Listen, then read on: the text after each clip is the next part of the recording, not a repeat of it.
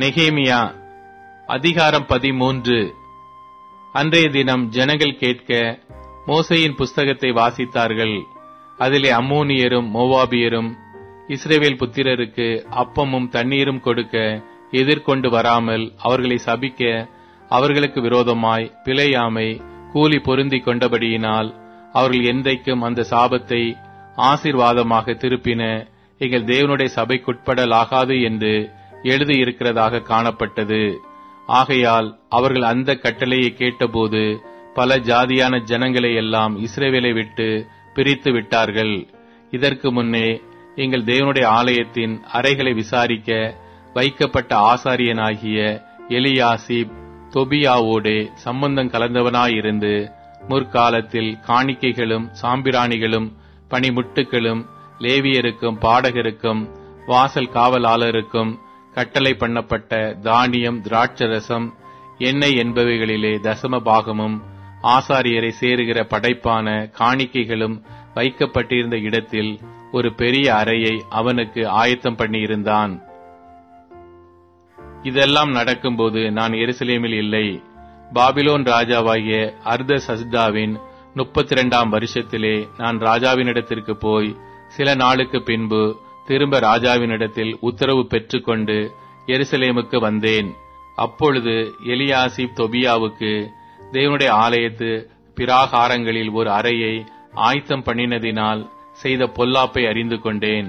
அதனால் நான் மிகவும் மனமடிவாகி தொபியாவின் வீட்டு தட்டு முட்டுக்களை எல்லாம் அந்த அறையிலிருந்து வெளியே எறிந்து விட்டேன்.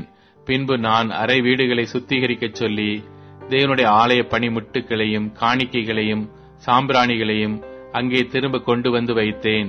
பின்னையும் லேவியருக்கு அவர்கள் பங்குகள் கொடுக்கப்படவில்லை என்பதையும் பணிவிடை செய்கிற லேவியரும் பாடகரும் அவரவர் தங்கள் வெளி நிலங்களுக்கு ஓடிப்போனார்கள் என்பதையும் நான் அறிந்து கொண்டேன்.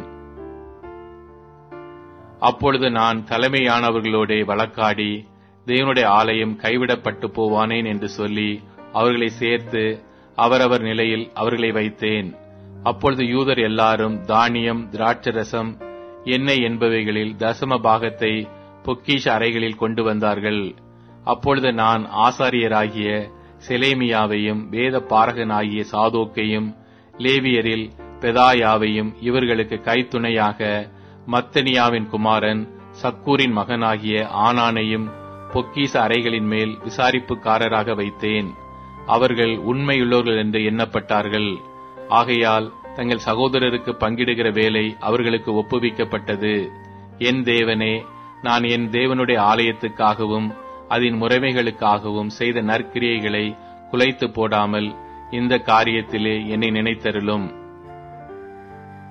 அந்த நாட்களில் நான் யூதாவிலே ஓய்வு நாளில் சிலர் ஆலைகளை மிதிக்கிறதையும் சிலர் ஆலைகளை தானிய பொதிகளை கழுதைகள் மேல் ஏற்றிக்கொண்டு வருகிறதையும் திராட்சரசம் திராட்சப்பழம் அத்திப்பழம் முதலானவைகளின் பற்பல சுமைகளை ஓய்வு நாளிலே எருசலேமுக்கு கொண்டு வருகிறதையும் கண்டு அவர்கள் தின்பண்டம் விற்கிற நாளை பற்றி அவர்களை திட சாட்சியாய் கடிந்து கொண்டேன். மீனையும் சகலவித சரக்குகளையும் கொண்டு வந்து ஓய்வு நாளிலே யூதா புத்திரருக்கும் எருசலேமில் இருக்கிறவர்களுக்கும் விற்கிற சில தீரியரும் உள்ளே குடியிருந்தார்கள். ஆகையால் நான் யூதாவின் பெரியவர்களை கடிந்து கொண்டு, நீங்கள் ஓய்வு நாளை பரிசுத்த குலைச்சல் ஆக்குகிற இந்த பொல்லாத செய்கை என்ன? உங்கள் பிதாக்கள் இப்படி செய்ததினால் அல்லவா நமது தேவன் நம்மேலும் இந்த நகரத்தின் மேலும் இந்த தீங்கை எல்லாம் வரப்பண்ணினார். நீங்களோ வென்றால் ஓய்வு நாளை பரிசுத்த குலைச்சல் ஆக்குகிறதினால் இஸ்ரவேலின் மேல் இருக்கிற உக்கிரத்தை அதிகரிக்க பண்ணுகிறீர்கள் என்று அவர்களுக்கு சொன்னேன். ஆகையால் ஓய்வு நாளுக்கு முன்னே எருசலேமின் பட்டண வாசலில் மாலை மயங்கும் போது கதவுகளை பூட்டவும் ஓய்வு நாள் முடியும் மட்டும் அவைகளை திறவாதிருக்கவும் வேண்டுமென்று கட்டளையிட்டு ஓய்வு நாளிலே ஒரு சுமையும் உள்ளே வராதபடிக்கு வாசல் அண்டையிலே என் வேலைக்காரரில் சிலரை நிறுத்தினேன். அதனால் வர்த்தகரும் சகலவித சரக்குகளை விற்கிறவர்களும் இரண்டொரு தரம் எருசலேமுக்கு புறம்பே ராத்தங்கினார்கள். அப்பொழுது நான் அவர்களை திட சாட்சியாய் கடிந்து கொண்டு, நீங்கள் அலங்கத்தண்டையிலே ராத்தங்குகிறது என்ன? நீங்கள் மறுபடியும் இப்படி செய்தால் உங்கள் மேல் கை போடுவேன் என்று அவர்களோடே சொன்னேன்.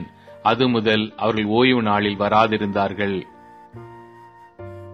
ஓய்வு நாளை பரிசுத்தமாக்கும்படிக்கு உங்களை சுத்தம் பண்ணிக்கொண்டு வாசல்களை காக்க வாருங்கள் என்று லேவியருக்கும் சொன்னேன்.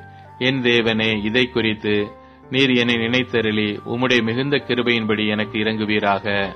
அஸ்தோத், அம்மோன், மோவாப் ஜாதிகளான ஸ்திரீகளை சேர்த்துக் கொண்ட சில யூதரையும் அந்த நாட்களில் கண்டேன்.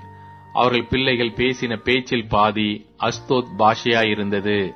இவர்கள் அந்தந்த ஜாதிகளின் பாஷையை தவிர யூத பாஷையை திட்டமாய் பேச அறியாதிருந்தார்கள்.